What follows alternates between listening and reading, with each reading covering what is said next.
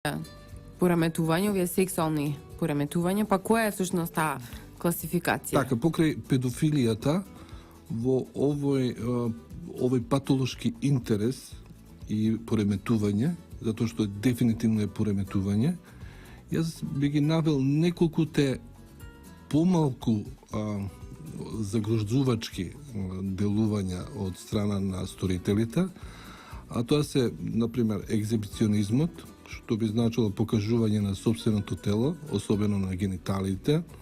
Понатаму имаме војеризам, еротска возбуда од гледањето на непознати лица или наоѓање на сексуални активности во гледањето на некои делови од телото или на самиот сексуален акт.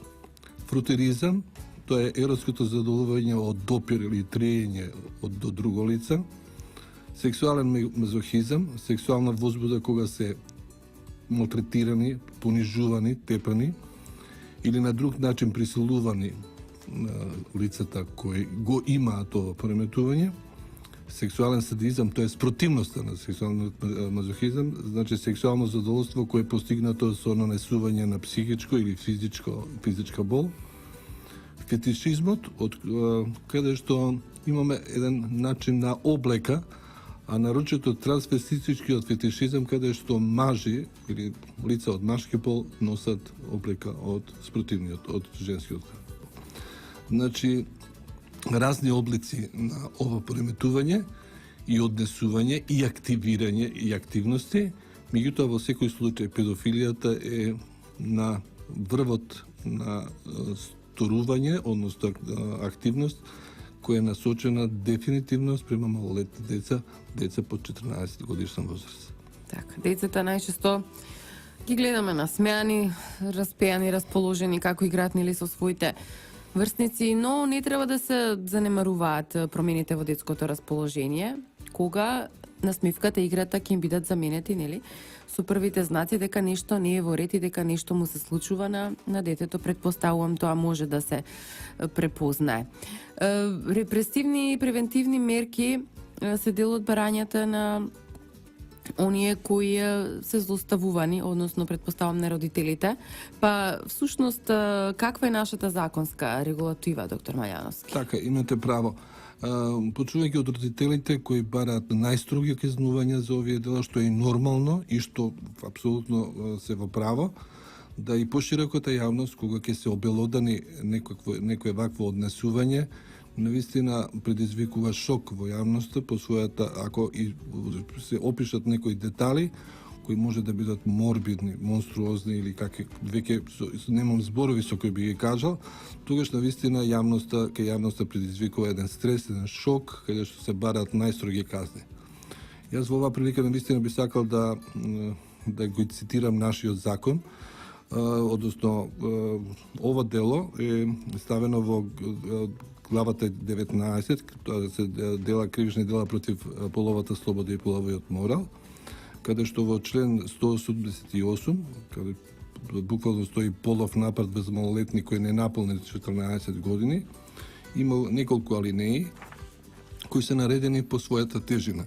Иако напоменувам дека навистина било кој од овие алинеи е навистина тежок злостор, што го прават лицата кои се, да ги наречеме, педофили.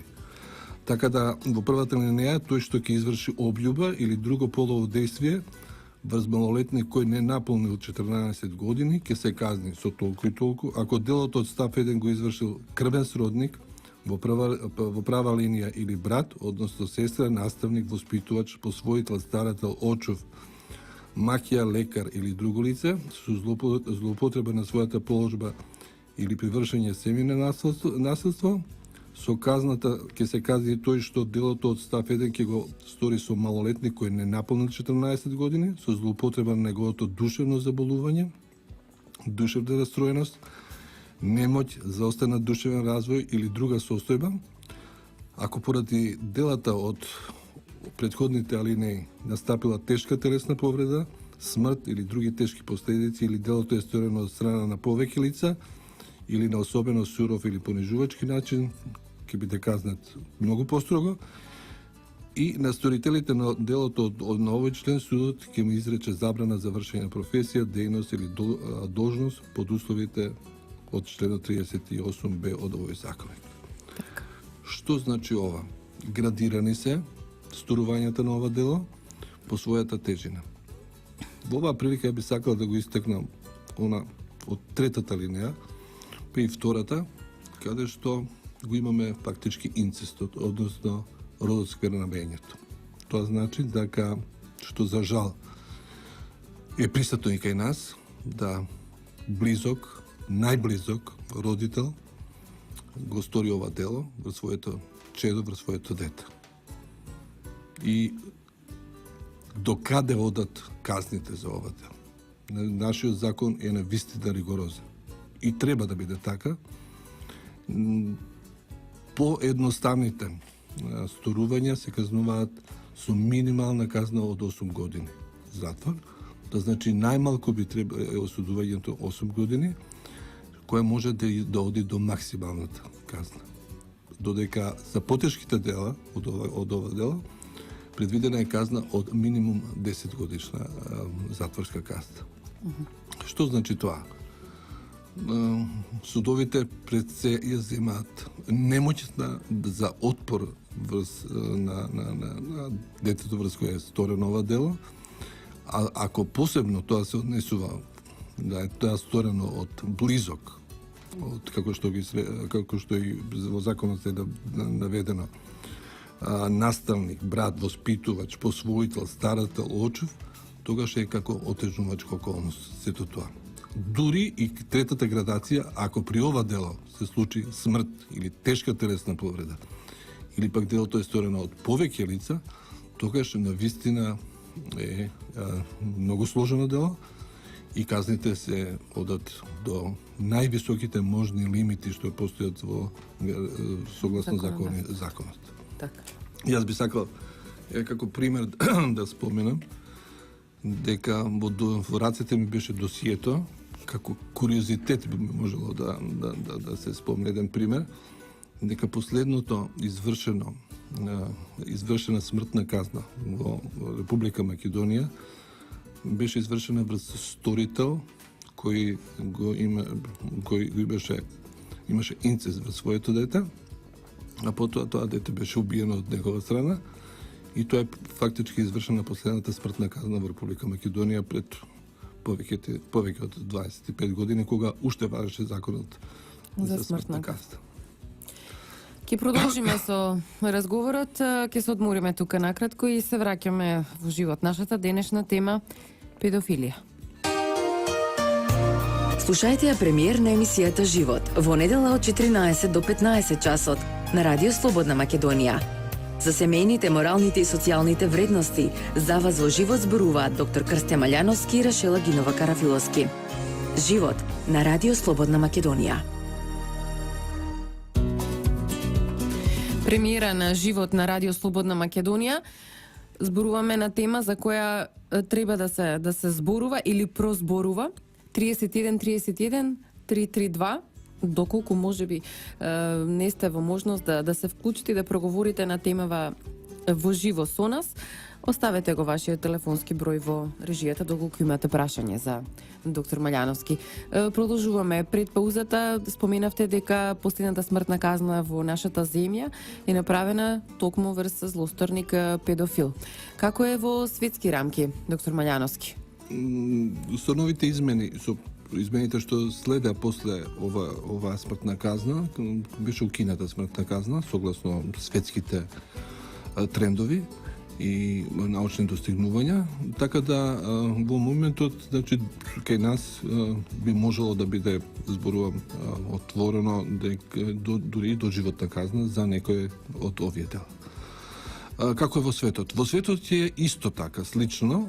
Дури имаме во држави во светот каде што педофилијата се казнува со смртна казна. Имаме делови каде што навистина државата на еден начин, сакајќи да превенира, ги казнува со осакатување, дури и некакви медицински зафати, оперативни зафати, заради тоа да се сузби ова дело. За жал, како што и бројките зборуваат, а и во понатамошниот ток на емисијата ќе го споменеме, бројката како може би да варираат бројките, меѓутоа некое значајно намалување за жал немаме. Така. Што се однесува до, рековме, казните, споменавме дел од нив, споменавме како се рангирани. И сега какво е вашето мислење или каков е, предпоставам, ставот на државата во однос на хемиската кастрација? Так, во член 61 од законот, од Казниот закон на Република Македонија, предвидени се мерките за безбедност. Во алинејата 4 е дадено дека како една од мерките за безбедност е медицинско-фармаколошкото лекување на сторителите на полов напад врз дете до 14 години. Што значи тоа? Тоа значи дека покрај казната што му следи на сторителот на ова дело, постои реална можност да, ако самиот сака, биде подвргнат на медицинско-фармаколошко лекување. Тоа значи дека во случај да изрази желба, ако да биде подвргнат на ова лекување, доживотниот затвор при евентуално пресуда, судот што би му го изрекол, биде преиначен, односно биде изречена казна затвор од 40 години, при што до крајот на животот би требало да ги прима овие лекарства. Или, да кажеме, ако е изречена казна затвор од 40 години, тогаш, ако се сложи на медицинско-фармаколошки третман, кој би бил до крајот на животот, тоа значи дека 20 години после издржувањето на казната, до крајот на својот живот би требало да биде подвргнат на овој третман. Така. Мерка, велам, која паралелно постои можност да биде изречена, нормално по желба и волја на сторителот на ова дело. При да проговориме за статистиките, да проговориме за полот на злосторниците, на педофилите. Најчесто се мажи, но така, има и жени. Најчесто се мажи, да, има и жени, многу поретко. Како тренд во светот се смета дека во последно време гледаме и на порталите дека се случуваат некои дела од страна на жени. Меѓутоа дефинитивно ова е како би рекле машко дело. Колку е машко, навистина тоа е во наводници речено, затоа што педофилијата како пореметување и како причина за сторување на ова дело фактички не ја истакнува машкост, апсолутно. Едни од последните случаи на педофилија, информацијата е од минатиот месец, беа забележани во Битола и Куманово, па да проговориме за статистиките, доктор Мајановски. Така, отприлика 1/4 од вкупниот број на дела кои се пријавени, обвинети и осудени од оваа глава, значи од главата за кривични дела против половиот морал и половото однесување, потпаѓа на буквално на ова дело, на значи половиот напад врз малолетник, односно кој е наполнил 14 години. Што зборуваат статистиката? Во 2013 година имавме 108 пријавени пријави, 78 обвиненија и 64 осудени лица вкупно за целата глава, значи силување и сите оние други дела што се наведени во оваа глава. За оваа година, за 2013 година, само од областа на за педофилија беа пријавени 27, имавме 27 пријави, обвинети беа 27 лица и осудени 19. Во 2014 година имаме намалување на вкупниот број на дела од оваа глава на цела територија на Република Македонија. Тоа значи 88 имавме пријави, 65 обвиненија и 49 осудени лица, од кои на педофилијата припаѓа 24 пријавени, 15 обвинети и 12 осудени лица. Во 2015 трендот на пат паѓа за вкупниот дел од оваа глава. Значи 74 лица беа пријавени, 60 обвинети и 56 осудени, од кои на педофилијата отпаѓа 16 дела, 13, значи 16 пријави, 13 обвинети и 12 пак осудени. Очигледен е трендот на пат, односно на опаѓање на овие дела, меѓутоа, како што и самите рековте, пред многу кратко време беа обелоданети, односно од страна на полицијата и органите беа детектирани, офатени неколку педофили, кој за жал во еден од тие случаи беше, како жртва беше дете со умерена ретардација. Тоа е навистина дело кое е згрозува во секој случај. Така. И сега преку регистарот граѓаните може да се информираат за лицата, нели? Така, кои се осудени така за вакви злосторства. Така. Тоа е добро. Регистарот кој се наоѓа во одnosno кој го одржува, кој и го рефрешира целиот овој систем е регистарот на сторителите на ова дело, го има во Републичкиот завод за социјални дејности и моментално бројката во регистарот има 219 евидентирани педофили, од кои 48 се на слобода после издржаната казна. Радува фактот за големата заинтересираност на луѓето и досега има 361 409 посети на регистарот од страна на лица, заради тоа што регистарот е јавен, тој многу лесно може да се пронајде на веб страната на Министерството за труд и социјална политика и на Заводот за социјални дејности и може да се види. Јас навистина не гледам некоја причината за оваа голема посетеност на овој регистар. Мислам дека не е радознalost. Туку загриженоста, сметам дека е загриженоста на родителите да видат кој е во нивната околина, кој може би утре би можело да, не дај Боже, направи вакво дело и соодветно да се грижат за своите деца, односно своите потомци. Слушајте ја премиер на емисијата Живот во недела од 14 до 15 часот на Радио Слободна Македонија. За семејните, моралните и социјалните вредности за вас во живот зборуваат доктор Крсте Маљановски и Рашела Гинова Карафиловски. Живот на Радио Слободна Македонија.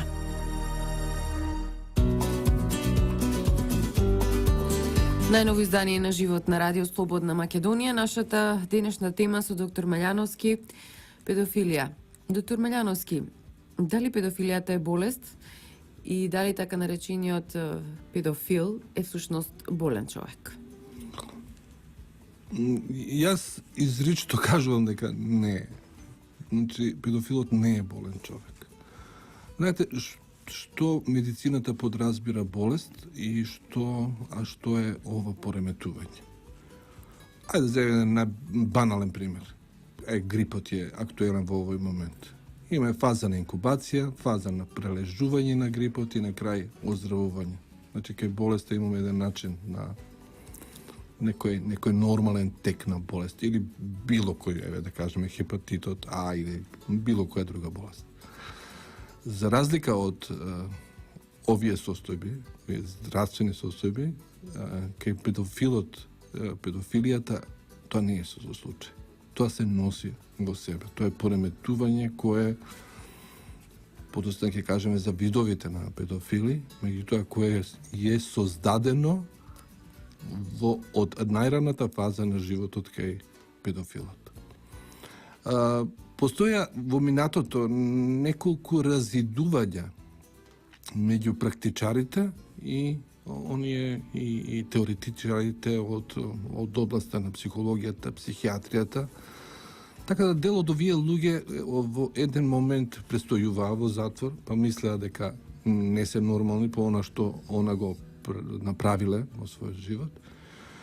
Па ги враќа во психијатриските клиники. Психијатрите од своја страна, гледајќи ги околината и манифестациите на овие лица, кажуваат дека се тоа здрави лица. Така да, во последните научни и верифицирани факти се дека овие лица се со психопатска структура на личност. Значи тоа се во основа здрави лица кои имаат црти на личност кои ги тераат да го прават ова дело независно од сите медикаментозно третмени кои не влијаат врз нив. Пример за сето ова е практички повторот, односно повторништвото. Од тие причини и казните за овие дела се многу високи. Заради можноста што е подолго време да бидат изолирани и да не сторат нешто што да го повторат истото дело што многу често во минатото се случувало.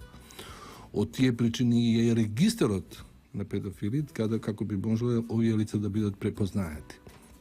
Една од мерките е за овие лица. Значи, овие лица дефинитивно работеле и претходно и биле способни за работа. Ако сте способен за работа, значи дека не сте болен, само болни луѓе би можело да бидат неспособни за работа. Една од мерките е да биде забрана за вршење на некоја од многу рискантните дејности, односно дејности каде што имаат овие лица допир со деца под 14 години. Од тие причини пак би сакал како на почетокот да кажам, не е болест, туку е пореметување во структурата на личноста кое е настанало од најмала возраст до подоцна во текот на животот. Така. И сега што е со возраста на педофилите? Ги среќаваме најчесто во поодминати години. Дали тоа значи дека претходно се прикриваат или пак можеби жртвите не ги прејавуваат? Кој е всушност вистинскиот профил на сторителот на ова дело? Знаете, постојат глобално два вида, иако во најразлични автори ги поделуваат педофилите на подкатегории или и така натаму, како од теоретски аспект, така и од практичен. Двата вида се следни. Значи, педофили кои се примерно сексуално девијантни, значи кои го носат тоа во себе, и педофили кај кои педофилијата се јавува како симптом на органски мозочен синдром, кај сенилната детериоризација. Што значи тоа кај постарите луѓе?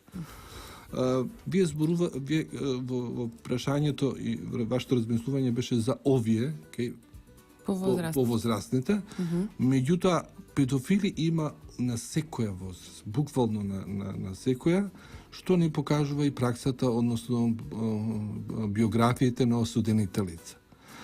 Да, може да дојде до мозочни пореметувања во постара возраст, меѓутоа исто така и на првата категорија како примерно сексуално девијантно однесување, кое го носи во себе од буквално најмала возраст, кое се презентира во почетокот можеби со некои банални пипкања, допир или такви работи, да и можеби на тоа да се фиксира, на тоа да застане, но понатаму да може да се развие во класична обљуба, односно сексуално, да не кажам силување. Кај овие лица, навистина третманот е скоро невозможен, апсолутно невозможен. Обидувани се најразлични методи од фармаколошки до терапии, да кажем и со психоанализата која е долготраен процес како терапија, транснационализа, гешталт терапија, сите оние познати методи во светот. Дури во светот постојат специјални клиники каде што се третираат овие лица со сексуално девијантно однесување, меѓутоа за жал резултатите ги нема. Би сакал да споменам дека дури постоело и во некои делови на светот и лоботоми, односно делови од мозокот да бидат извадени, но мозокот е една чудна структура. Да после одредено време ги презема функциите на делот кој што го нема. Тоа многу лесно се гледа, сега не дај Боже зборуваме за еден проблем, меѓутоа при сообраќајки каде што има тешки контузии, каде што постои можност на дел од мозокот дури половина да биде отстранет, другата половина ги превзема функциите од отстранетата. Исто е и со овој пример што го кажувам, значи постои реална можност да и покрај лоботомијата направена на лицата педофили, да со време пак ова девијација се задржи во кај човекот и да продолжи со вакви активности. Велам ги има од сите возрастни структури, буквално од сите професии. За жал, тоа е реалност. Не можеме да издвоиме дека некоја возрастна структура е поразвиена, некоја помала. Намерата ми е да кажам дека педофилите и покрај зачувањето интелектуална способност, која добро ја користат, со единствена цел бираат занимања кои имаат допир со деца. Тоа значи дека апсолутно не сакам на никого повреда, меѓутоа каде има најголема концентрација на деца. Каде има најголема концентрација, тоа се школите, тоа се градинките и другите места на настурување.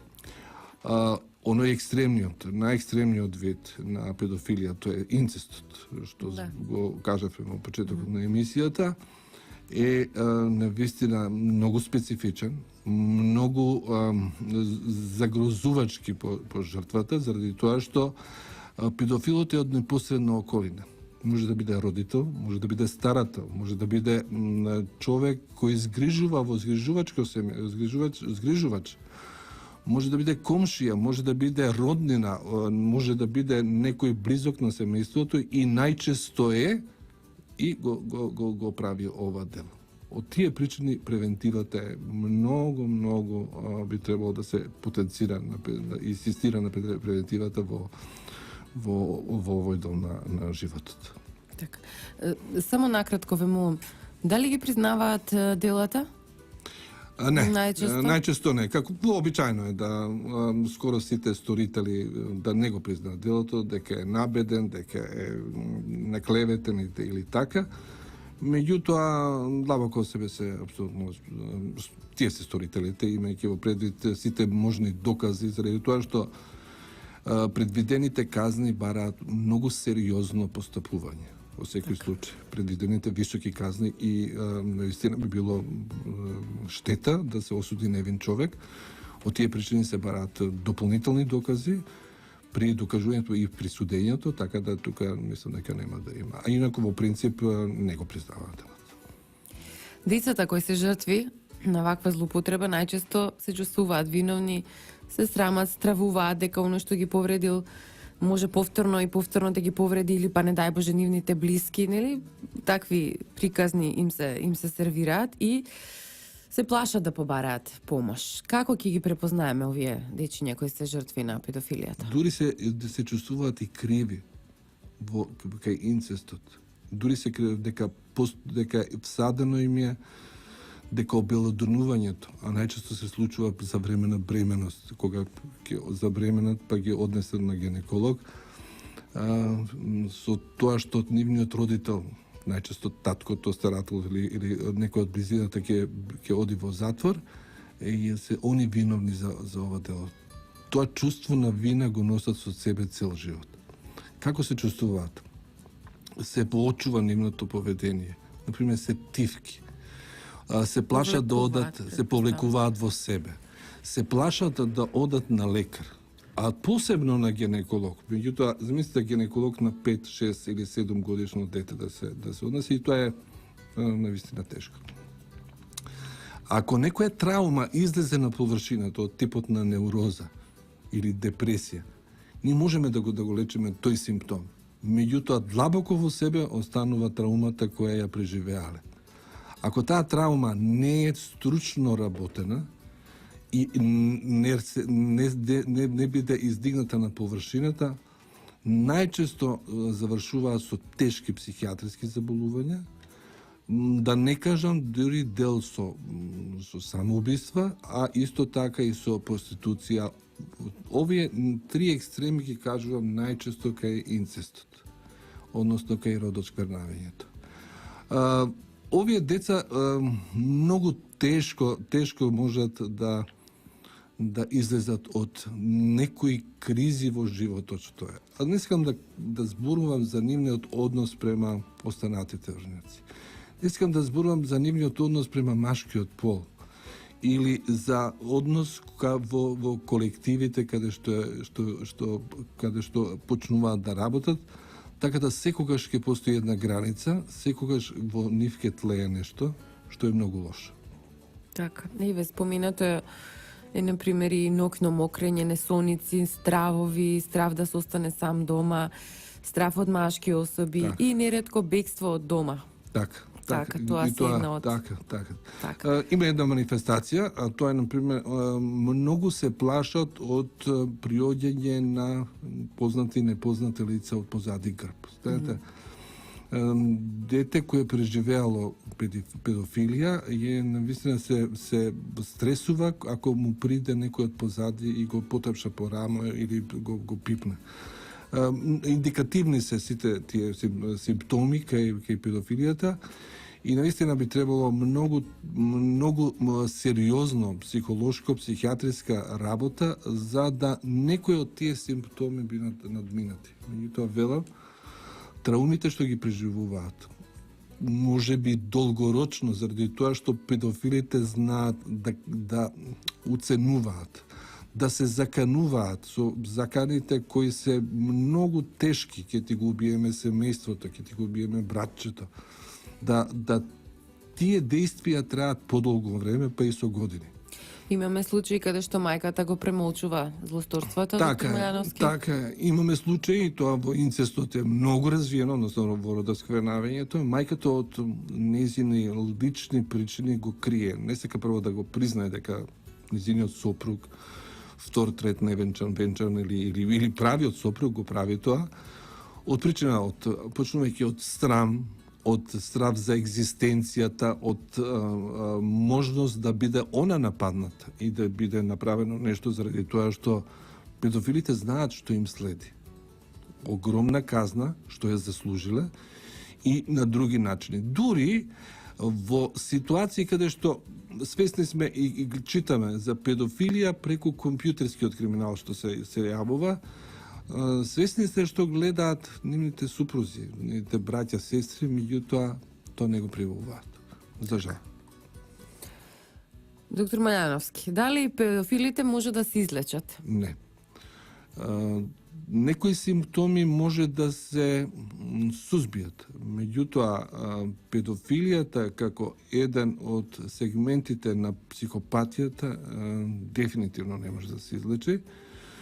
Употребувани, како што испомнав, беа многу најразлични третмани од сите. Единствено педофилите би требало да бидат изолирани, да бидат казнети за ова недело што го имаат и да бидат, што би се рекло, под надзор. Тој надзор да биде во секој случај да не биде физички, затоа што никој не можете да нападнете човек на улица заради тоа што е педофил.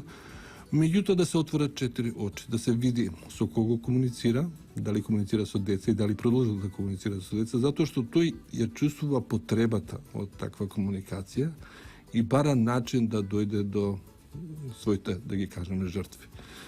Од тие причини многу треба да се внимава при приемот на луѓе во специфични институции каде што кои што постојат, значи приемот на кадарот во градинките, приемот на кадарот во училиштата и на најразлични места од страна на медицинскиот персонал и така. Значи има тестови кои добро селектираат и меѓутоа би требало многу сериозна работа. Доктор Мајановски, дали по некои физички карактеристики може да се препознае педофилот? Не. Психопатите се многу слични на нас. И интелектуално може би дел од психопатите се и појаки. Мислам, го надминуваат просекот. Во зависност од тоа во кој насока е насочена психопатијата. Имате психопатија од најразличен тип, меѓутоа кај педофилите не. Секогаш се изненадуваме, ако не дај Боже во нашата околина некој биде притворен за вакво нешто, И ќе речеме, зарем е тоа можно? И никој експерт сигурно нема да препознае. Лаже тој што ќе рече, да, препознавам, да, ово е со такви психопатски црти на личност. Се додека не, они се многу притаени и многу се личат на нас. И јас во праксата сум имала најразлични од да не кажам од кондураџија што би се рекло па до највисоки можни позиции од оваа област. Потребна им е, предпоставам, психолошко-психијатриска помош, но дали да, потребна им помогне е во секој случај за надминување на некој сегменти во животот, односно може би да се отворат и да кажат. Меѓутоа, за да се излечат, не постои. Не постои метод во светот кој би можело да придонесе да овие лица бидат излекувани и да ова нивно пореметување кое е длабоко всадено во нивните мозоци. Вие можете да им отсечете што сакате, и генитали, и рака, и нога, како што и во минатото било. Меѓутоа да му смените свеста за она што сака, заради тоа што тој педофилот од актот со детето чувствува задоволство. И тој не може да го избегне тоа. А имајќи во предвид дека многу често, сакав и тоа да го спомнам, кај педофилите и доста педофили се импотентни, тоа е најтрагично. Имаат пред себе жртва која не е способна да им се спротивстави. Од тие причини и така настапуваат агресивно. Знаете, едно е да јас се заканувам или да нападнам лице кое е слична физичка конституција како мене, а друго е да нападнете лице на 8, 9, 10 години дете кое нити може да се брани, нити може да... Тоа е наивно. Знаете, педофилите најчесто настапуваат многу благо со давање на шекерчиња, бомбони, мастики, да ги привлечат во од тие причини многу родителите би требало да внимаваат со кого се дружат нивните деца. Каде одат? За жал, сосема сме на крајот на ова издание на Живот. Еден ваш апел до родителите. Така, значи, што и да се забележи, да не се прикрива, да не се притајува, да се зборува јавно. Да се зборува јавно, да се внимава, да се гледа. Знаете, никој сигурно дека сите луѓе не се педофили. Не би требало да се еме страф. Меѓутоа, грижата за децата, одговорното родителство баш тоа го прави. Да не влегуваат во непознати коли, да не разговараат со непознати луѓе, да не подлегнуваат на некои си ситни подарочиња што се заради да прашуваат од кого ви се овие подароци, од кого ви се овие бомбони, од кого ви се овие чоколади, кој ви ги даде, зошто ви ги даде, така да тој систем биде заокружен. Во секој случај не значи дека ако некој човек го погали вашето дете, да вие го нападнете, да мислите дека е педофил. Али во секој случај родителите ја знаат менталниот склоп на нивните деца, така да можат лесно тоа да го препознаат. Да. Ако се работи за некој странец, меѓутоа ако се работи за некој близок, тоа е навистина тешко, тоа е навистина тешко, каде што имате во најблиските, најголемото поверение го имате и мислите тоа поверение кое ќе се изгуби. Тоа е страшно, мислам. А што мислите што се случува во нивните главчиња, во главчињата на овие деца од по 14 години? Тука е крајот на Живот. Доктор Маљановски, ви благодарам што бевте и денеска со нас. Молам. Се одјавуваме Трговско радио дифузно друштво, Радио Слободна Македонија. Уредник на емисијата доктор Крсте Маљановски, водител Рашила Гинова Карафиловски. Датум на емитување 25 декември 2016. Техничка реализација Дине Вучков, продукција Радио Слободна Македонија. Останете на нашата фреквенција. Слушајте ја премиер на емисијата Живот во недела од 14 до 15 часот на Радио Слободна Македонија. За семејните, моралните и социјалните вредности за вас во Живот зборуваат доктор Крсте Маљановски и Рашела Гинова Карафиловски. Живот на Радио Слободна Македонија.